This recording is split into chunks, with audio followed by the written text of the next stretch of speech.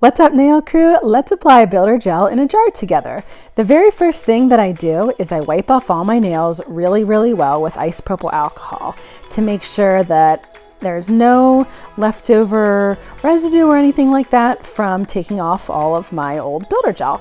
And I like to use Young Nails Swipe. I absolutely love this product. It really helps me get great adhesion. I just recently started using it and am so happy that I started, because I noticed that like everything adheres extremely well after using it.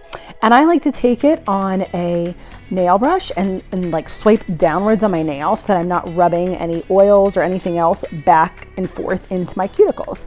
Then I take their protein bond and apply it to my entire nail, since I'm doing a full builder gel mani. Now you're gonna see me start on my pointer finger, and the reason that I'm not starting on my thumb is because when I go to cure my nails later in the video and I cure my thumb with the rest of my hand, I wasn't thinking, and I cured my thumb when normally I cure my thumb separately, and I accidentally did not, like I must have had my finger, like my thumb kind of set to a weird angle, and I did not cure my thumb fully. So when I went to buff and shape everything that you'll see later, my builder gel just comes right off and was really mushy. So I end up redoing that, and I did it with builder gel in a bottle just to show everybody what builder gel in a bottle looks like.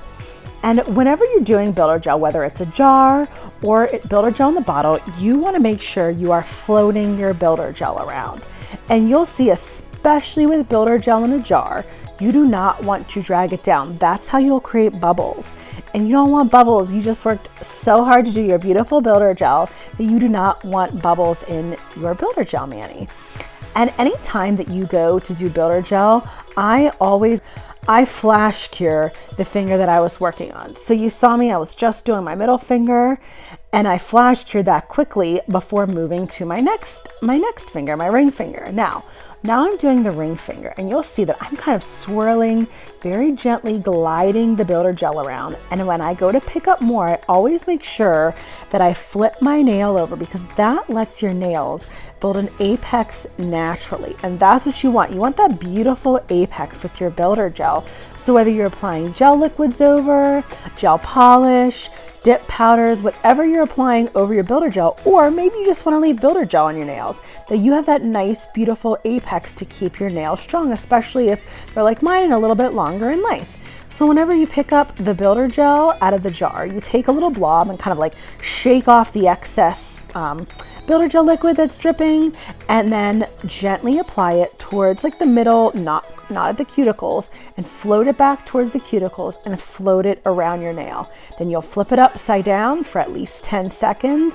And then I always take isopropyl alcohol or acetone on a little angled brush and wipe off the sides to make sure there's no product on your nails. That's super on your skin. That's super important. You do not want any gel on your skin before you cure. So I fully cured all 5 nails, and this is where you'll see me start to go wrong. I'm like filing my thumb, and I'm like, man, this is not filing like it normally does. And something is wrong.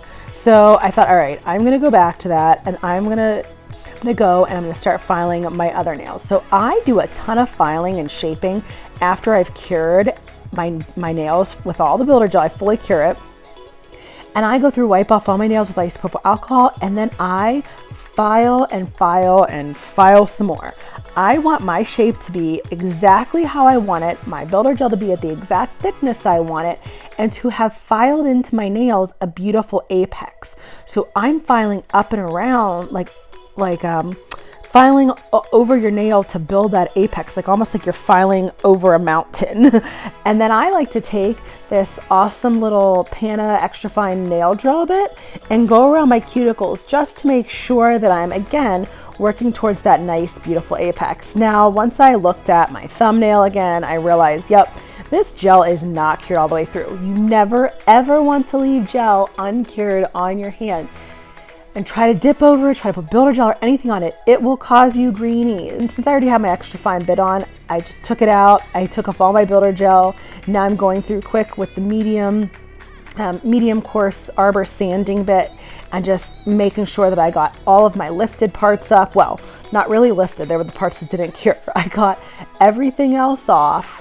I'm going around and just making sure my cuticles are okay. Then I wipe really, really well with isopropyl alcohol, and then I wiped it with a swipe, and then I put the Young Nails protein bond on, and now I'm applying builder gel out of a bottle.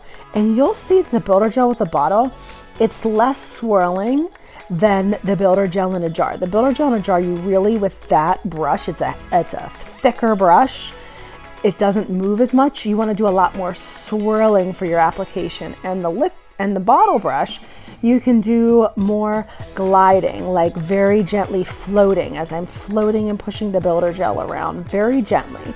And whenever you do builder gel, you always want to make sure you cap your edges as well. That will keep it from lifting.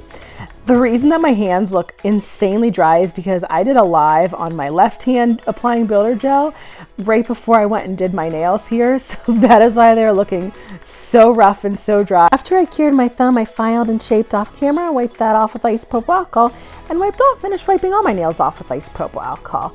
I'm going through and I'm going to apply a layer of gel base, fully cure that, gel top, and fully cure that, because I like to do peel base underneath my dip powder mayonnaise. If you found this tutorial helpful, don't forget to hit the like and subscribe button for more tutorials on doing your nails at home. And check out this next video on how I apply peel base over top of my builder gel. Thanks so much for joining me today, nail crew.